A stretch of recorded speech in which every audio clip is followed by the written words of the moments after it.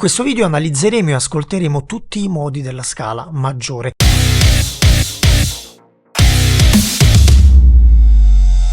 Se sei un musicista o appassionato di musica, avrai sicuramente sentito parlare di ionico, dorico, frigio, misolidio, eccetera, eccetera. Ma quanto ne sai veramente? Allora, in questa lezione cerchiamo di fare chiarezza. Partiamo con una definizione. Che cos'è una scala modale? In realtà una scala modale non è nient'altro che una scala diatonica composta da 7 note e in particolare con una struttura fatta da 5 toni e 2 semitoni, proprio come la scala maggiore o la scala minore che conosci, quindi 5 toni, 2 semitoni. La differenza nelle scale modali sta nel fatto, quindi nel posizionamento dei 2 semitoni. Il modo in cui questi vengono disposti all'interno della struttura della scala le conferisce di volta in volta sonorità completamente diverse. Prima di continuare con la spiegazione però ci tengo a ricordarti che quello che stai guardando è un approfondimento al mio videocorso sulle scale modali che puoi provare gratuitamente insieme a tutti i miei altri videocorsi cliccando sul link che trovi nella descrizione. Ma torniamo alle scale modali. Ora, la domanda che dobbiamo porci è: quante combinazioni abbiamo? Esistono 7 combinazioni se contempliamo una struttura fatta di 5 toni e 2 semitoni, quelli che conosciamo come scale modali, le 7 scale modali, che hanno dei nomi non nemmeno tanto fantasiosi, ispirati alla mitologia greca, ma che fondamentalmente hanno poco a che vedere con quelli che erano i modi originari greci. Andiamo per ordine, vediamo prima i modi maggiori, quindi le scale modali maggiori, e poi le scale modali minori. 3 scale modali maggiori, 3 minori e una scala modale diminuita. Ma ci arriviamo pian piano. Cominciamo a sentire la prima scala.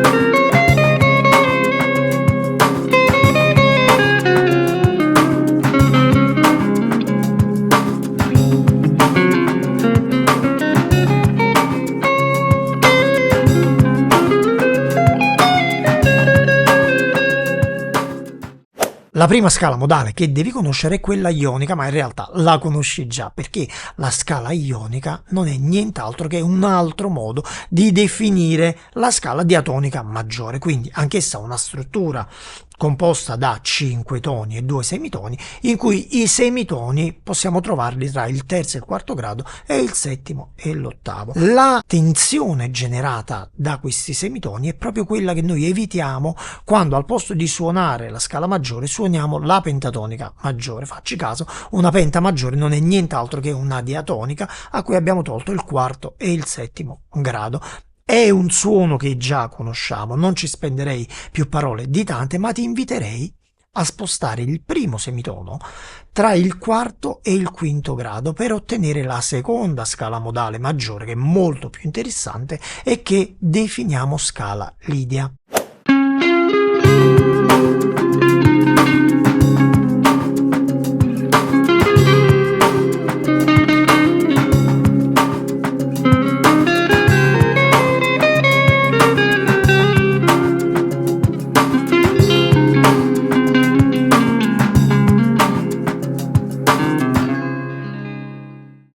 La scala lidia è probabilmente la scala modale maggiore più chiara a nostra disposizione, una sonorità molto particolare, molto evocativa, tipica degli ambienti jazz, ma anche molto utilizzata nella musica napoletana e nella musica del bacino del Mediterraneo. Nonostante questo uso massiccio in questi due ambienti, è molto familiare a noi chitarristi grazie all'uso che ne ha fatto Steve Vai negli ultimi decenni, quindi probabilmente noi chitarristi ce l'abbiamo già tra le nostre corde. Qual è la struttura della scala lidia e soprattutto qual è l'elemento che la rende così particolare? Se ci fai caso, nella sua struttura sempre fatta di 5 toni e 2 semitoni, mentre il secondo semitono resta lì dove l'avevamo posizionato per la scala maggiore, il primo semitono si è spostato tra il quarto e quinto grado, quindi allentando la tensione del quarto grado verso il terzo, la sposta verso un suono più neutro, quello del quinto grado, e quindi rende questa scala meno tesa e di conseguenza più chiara.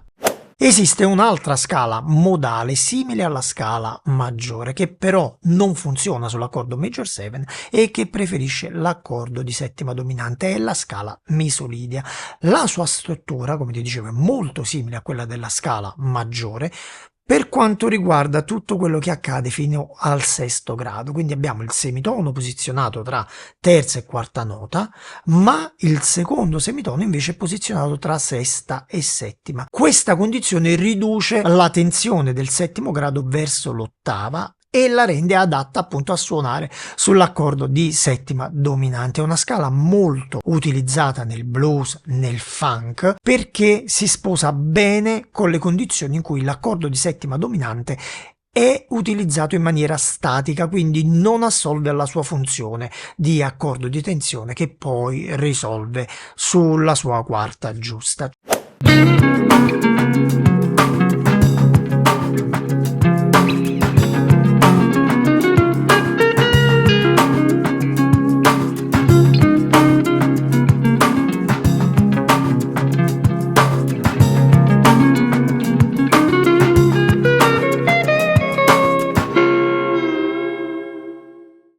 Passiamo alle modali minori. La prima modale minore che voglio proporti è la scala eolia. Anche questa probabilmente già la conosci, perché scala eolia è semplicemente un altro modo di chiamare la scala minore naturale. Ne conosciamo la sonorità, resa minore dal fatto che il primo semitono è posizionato tra il secondo grado della scala e il terzo, e dalla sonorità tipica definita dal fatto che il secondo semitono invece è posto tra il quinto grado, quindi tra la quinta nota della scala e la sesta nota.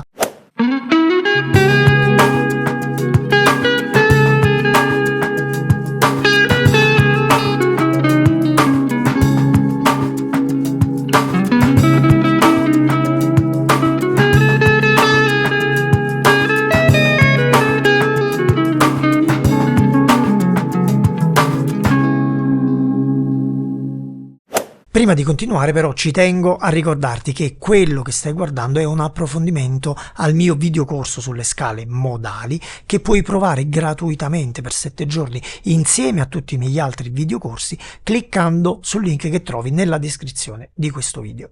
Se la scala minore naturale già la conosciamo, in realtà è probabile che non conosciamo la scala dorica. La scala dorica è probabilmente la scala più chiara tra le minori a nostra disposizione. È una scala adatta ai contesti groovy, quindi adatta al funk, al blues, all'R&B, ed è una sonorità che devi necessariamente conoscere. Ok, differisce dalla scala minore naturale per il fatto che il secondo semitono, quello che prima si trovava tra la quinta e la sesta minore della scala, viene spostato in avanti e quindi alleggerisce la tensione verso il quinto grado per spostarla verso la settima minore.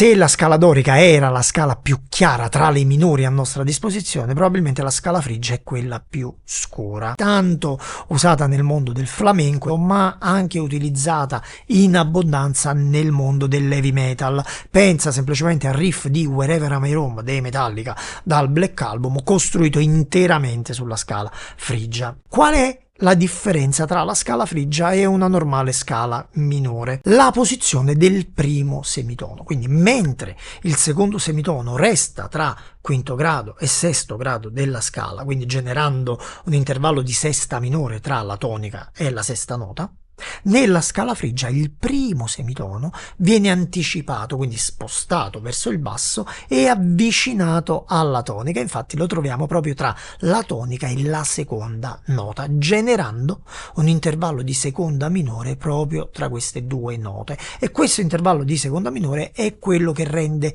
tanto caratteristica questa scala.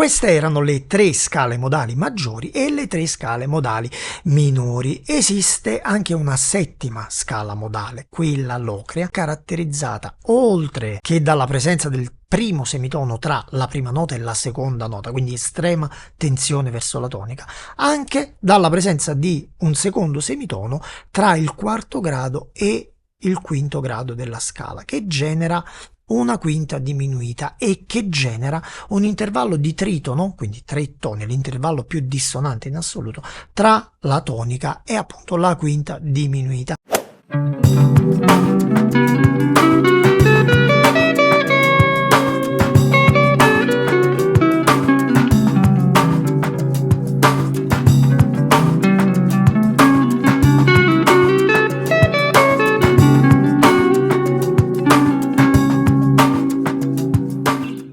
Questo è quanto per quello che riguarda questa panoramica sulle scale modali. Ovviamente ti ricordo che quello che hai appena visto è un approfondimento a un percorso di studi molto più completo che trovi all'interno del mio videocorso sulle scale modali, che puoi provare gratuitamente per 7 giorni cliccando sul link che trovi nella descrizione di questo video. Noi come sempre ci vediamo al prossimo appuntamento. Ciao!